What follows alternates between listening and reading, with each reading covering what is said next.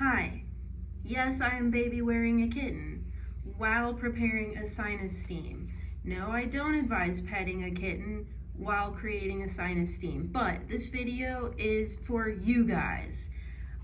We are talking about how to tackle a cold, how to tackle sinus pressure, congestion, all the stuff that comes with winter gunk.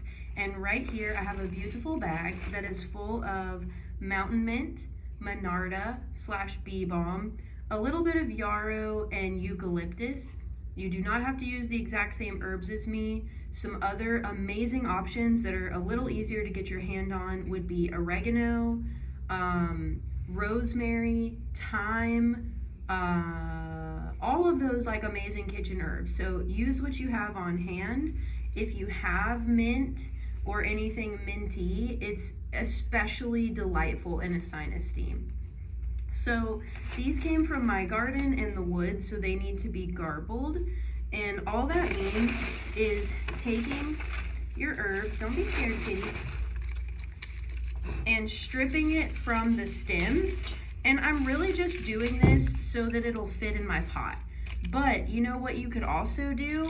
Maybe you, like me, are an herbalist and you use herbs for all kinds of things, and maybe you garble these herbs off the stems to save and make yourself a tea from, and then you take your stems that are left over, chop them or cut them up, and you can actually use that in your sinus steam as well, and then get the most bang for your harvest with your herbs.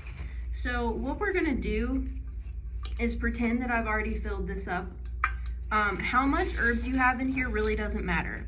So I'm just gonna try to get a good mix of all of my herbs in here. I'm gonna fill it about halfway to 3/4 the way with water. And then we're gonna put it on the stove and walk away for about 10 minutes.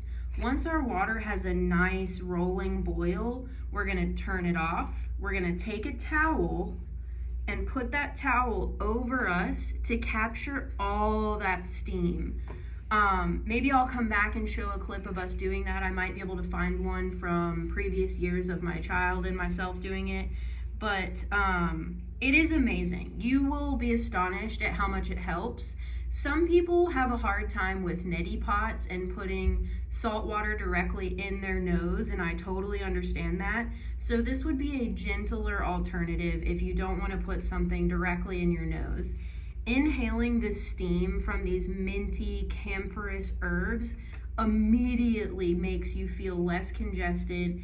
It helps open those airways, but what's even cooler about the herbs that we're using is that they are very strong antimicrobials. And what that means is that they're killing those bad microbes that are causing bacterial infections like colds and coughs, anything. I mean, that's why we take antibiotics. So this would be a natural antibiotic. I'm not saying that this is going to get rid of something once you've got it, but it is going to help to kill those bad bacteria and microbes in your nose, your nasal passages, and also in your lungs. And this is really helpful because once we have something like a cold or a sinus infection or a respiratory infection, is that bacteria, or we're susceptible to more bacteria. We've got tired, inflamed, red, puffy tissues, and then any little extra bacteria that gets in our nose or gets inhaled into our lungs is just the perfect environment for them to take over. So doing things like this, sometimes I'll use like a silver nasal spray. If you don't like working with colloidal silver, you could also put oregano oil in your nose. But we breathe air through our nose, and so sometimes we get bad microbes up there. So yeah, you're just gonna simply take a towel, inhale that steam as long as you want to. Please stay way above the pot. You don't want to singe the inside of your nose or accidentally hurt yourself.